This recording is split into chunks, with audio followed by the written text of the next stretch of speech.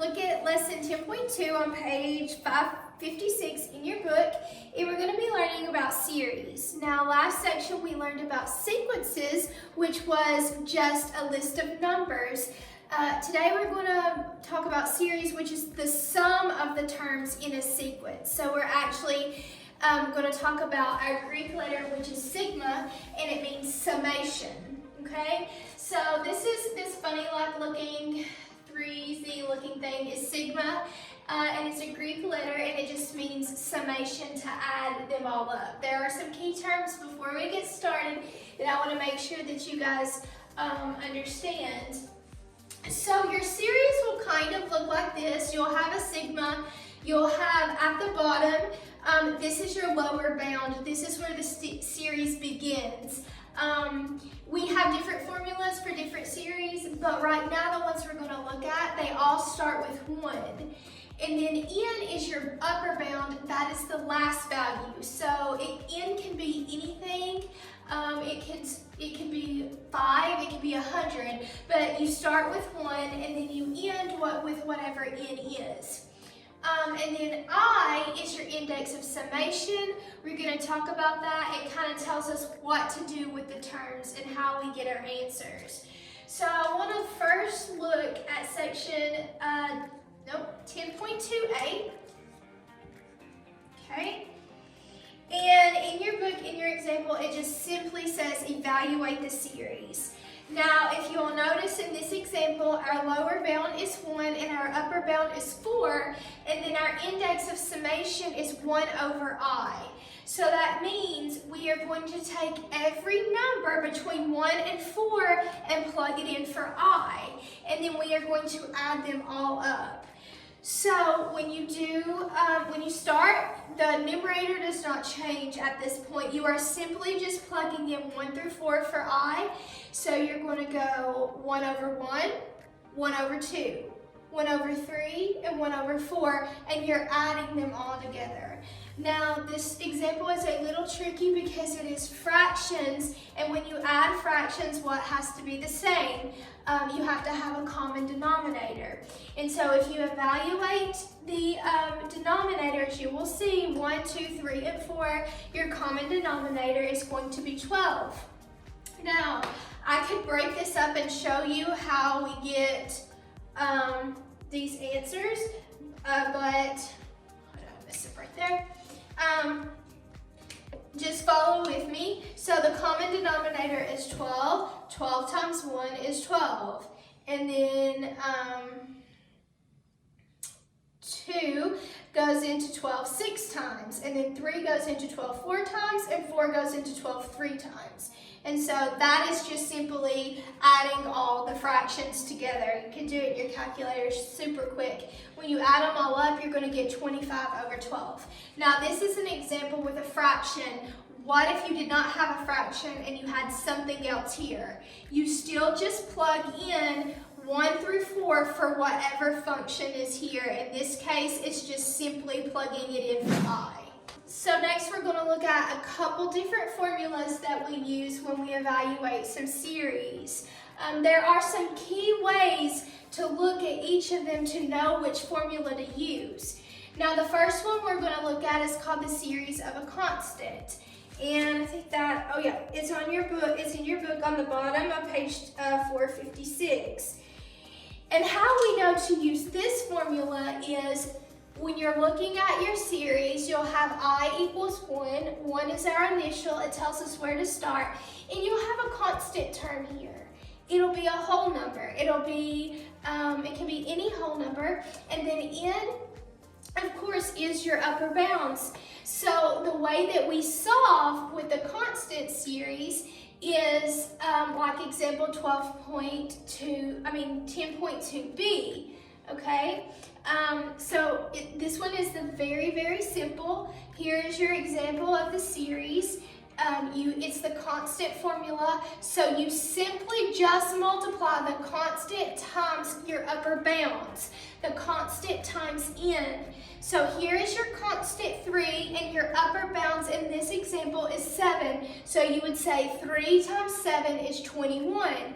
Now you might be asking, how do I know when to use the constant formula? And like I said, you'll have just a constant here and an upper bound here, and they're very easy to pick up, to separate. For example, look at our next example. It says series of consecutive integers. Your lower bound is 1. That's the ones we're looking at right now today. But look here, it's not a constant, it's an I, okay? And then your upper bound is 3. So we would not use the formula to solve because it is 3 and an I. We're not going to use the constant formula to solve that. So we have a different formula for that, and it's n and then parentheses n plus 1 parentheses divided by 2. So let's look at your example in your book, example 10.2b. Okay, so your example is 1 on the bottom. That's your initial, that's where you start. You have an I here, so you know, oh, I use the series of consecutive integers formula. I would not use this one because I don't have a constant there. I have an I. And then my upper bounds is 8. So what you do is you take this formula, the n parentheses n plus 2 divided by 2, and you just plug in n, which is what? 8, okay? So you would say 8 parentheses, 8 plus 1, close your parentheses, divided by 2. And then you'll go ahead and work inside of the parentheses. 8 times 9 is 72 divided by 2. Reduce it down, 72 divided by 2 is 36. So we do this one a little differently. This would be like example 10.1a.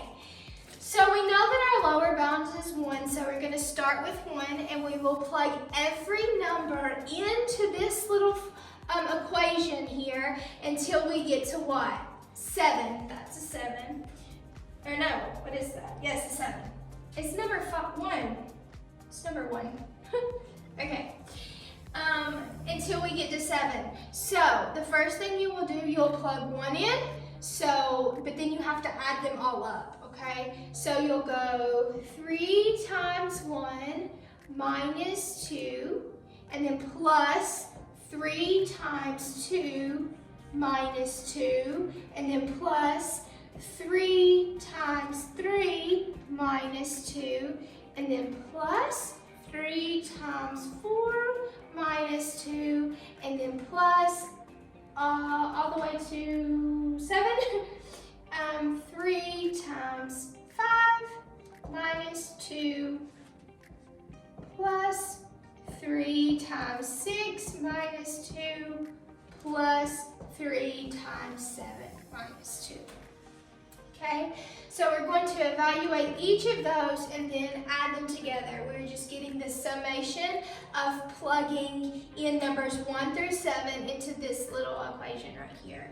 Okay, so 3 times 1 minus 2 is going to be 3 minus 2, which is going to be 1, and then plus 3 times 2 is 6, minus 2 is 4, so I'm going to go ahead and put that down. 3 times 3 is 9, minus 2 is 7, so plus 7. 3 times 4 is 12, minus 2, and it's going to be 10. Plus 3 times 5 is 15, minus 2 is going to be 13. Plus 3 times 6 is 18, minus 2 is going to be 16. And then the very last one, 3 times 7 is 21, minus 2 is 19. And when you add all of those up, you should get 70. Let's look at another example from your practice problems. I want to do is number 5. Number 5 is an example. Now I'm kind of working a little bit backwards here, but it's okay.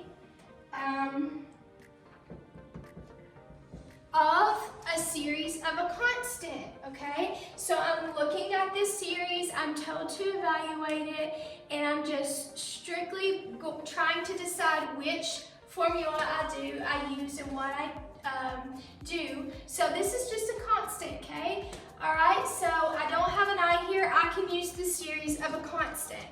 All right, so looking at this, all I have to do is multiply n times whatever my constant is. So that is 6 times 5, and that is 30. And that's your answer for number 5. See, I like those. Those are easy and they're short. Let's look at practice problem number 11. So, this is your series given to you in number 11, and your instructions are just to simply evaluate each series, okay?